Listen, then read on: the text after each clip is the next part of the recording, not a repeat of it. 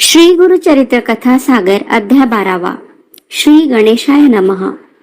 बालवयात संन्यास घेऊ नको असे आईने सांगितल्यावर नरहरी आईला म्हणाला, आई, तू मला चारही आश्रमाचे पालन करायला सांगतेस, परंतु आयुष्याचा भरोसा नसतो. देह किती वेळ जगेल याची शाश्वती काय?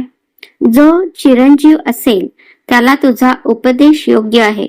अहोरात्र क्षणोक्षणी आयुष्य संपून जात असते. मृत्यू नित्य जवळच उभा असतो. म्हणून माणसाने वेळ व्यर्थ न घालवता क्षणोक्षणी पुण्य संचय करावा. धर्म कार्य करावेत, पूर्ववयातच करावेत. देह वृद्धपणाने दुर्बल झाला की काही का धर्म कार्य करण्याच्या आधीन उरत नाही. नदीचे पाणी ज्याप्रमाणे पुढे पुढे वाहत राहते ते पुन्हा माघारी येत नाही, त्याप्रमाणे काळाचा प्रवाह पुन्हा येत नाही. संसार सुखाची मला गोडी नाही, त्याचे आकर्षणही नाही.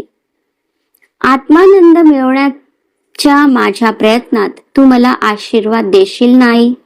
तेव्हा माता म्हणाली, तू मला 4 पुत्र होतील असे भविष्य सांगतोस, पण माझ्या वेड्या मनाचा त्यावर विश्वास बसत नाही. आम्हाला आणखी 1 पुत्र होऊ दे, मग वाटले तर तू जा. यावर नरहरी हसून म्हणाला, आई, माझे वचन खोटे होणार नाही. तुला आणखी 1 नव्हे 2 पुत्र होतील. त्यानंतर मात्र तुला आनंदाने मला निरोप द्यावा लागेल. मग मात्र मी थांबणार नाही. 7 वर्षाचा नरहरी निर्धाराने बोलला. त्याचे वेदाचे अगाध ज्ञान पाहून पंडितही धक्क होत. त्याच्याकडे वेद शिकण्याकरिता विद्यार्थी येऊ लागले. पुढे त्याची माता गरोदर राहिली आणि यथाकाल 9 महिने पूर्ण होऊन तिला 2 जुळे पुत्र झाले. त्यानंतर 3 महिने संपले आणि नरहरीने मातेला तिच्या वचनाची आठवण करून देत म्हटले, माते, वर्षाची मुदत संपली. आता मला निरोप द्यावा.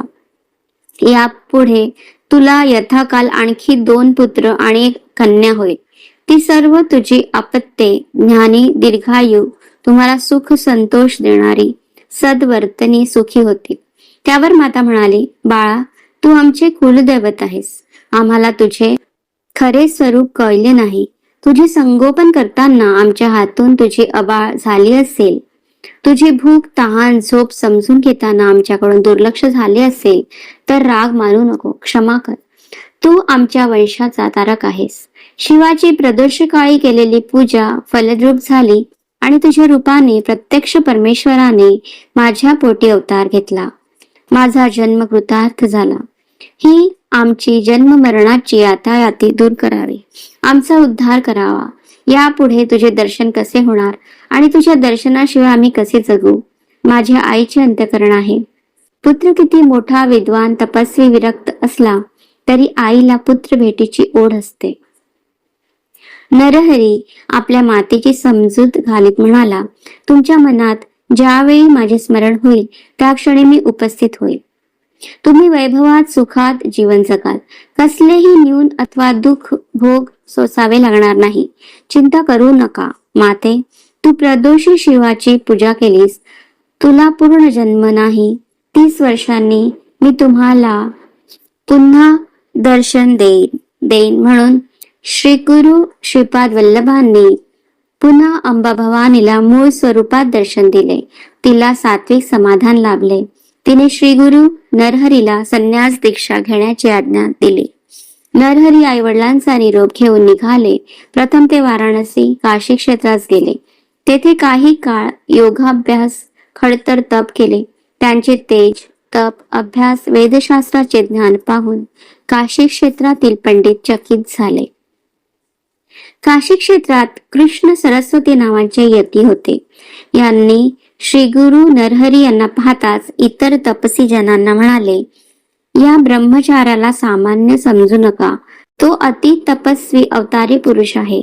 त्याचे वय लहान असले तरी तुम्ही मुनिजनांनी त्याला नमस्कार करा.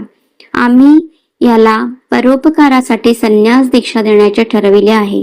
नरहरीने वृद्ध ज्ञानी श्रेष्ठ संन्यासी म्हणून कृष्ण सरस्वतीकडून संन्यास दीक्षा घेतली. सिद्ध मुनीने असे सांगताच नामधारक म्हणाला, नरहरी हे दत्तात्रयाचे अवतार आहे. ते स्वतः जगद्गुरु होते. मग त्यांनी दुसऱ्याला गुरु का केले? सिद्ध म्हणाले, राम हा विष्णूचा अवतार होता, तरी त्याने वशिष्ठांना गुरु केले. कृष्ण हा विष्णूचा पूर्ण अवतार होता, तरी त्यांनी संदीपनींना गुरु केले. तसेच इथे आहे. परमेश्वराने मनुष्य जन्मात अवतार घेतल्यावर गुरुला शरण गेल्याशिवाय ध्यान होणार नाही, अहंकार नष्ट होणार नाही. हा आदर्श वस्तुपाठ लोकांपुढे ठेवण्याकरिता मानव गुरु कडून ध्यान संपादन करण्यासाठी त्याला शरण जाणे आवश्यक आहे. गुरुविना तरणोपाय नाही, अशी गुरु परंपरेची थोरवी अनोखी आहे. श्रीकृष्ण सरस्वती हे अतिशय वृद्ध थोर यतीश्वर आहेत, म्हणून श्री गुरूंनी त्यांना गुरुस्थानी बसून बहुमान दिला. यावर नामधारकने श्रीकृष्ण सरस्वतीच्या मूळ पीठाबद्दल सांगावे म्हणून सिद्ध मुनींना विनंती केली. तेव्हा सिद्ध मुनी म्हणाले, आदिपीठ शंकर गुरु, त्यानंतर विष्णू गुरु, चतुर्वक्र गुरु हे मूळ पीठ, नंतर वसिष्ठ, शक्ती, पाराशर यांचा शिष्य व्यास, त्यापासून शुक्र गुरु, आचार्य गोविंद, पुढे आचार्य शंकर. नरहरीचे संन्यास आश्रमातील नाव नृसिंह सरस्वती असे दिले, ते प्रख्यात झाले. संन्यास घेतल्यावर नृसिंह सरस्वतींनी अनेकदा ध्यानदान केले. श्रीकृष्ण सरस्वती गुरुची उत्तम सेवा केली. नंतर गुरुची आज्ञा घेऊन शिष्यासह उत्तर तीर्थ बद्रिकाश्रमात अनंत तीर्थे पाहायला नृसिंह सरस्वती निघाले. भूमी प्रदक्षिणा करून गंगासागर संगमावर आले. तेथून प्रयाग तीर्थावर आले.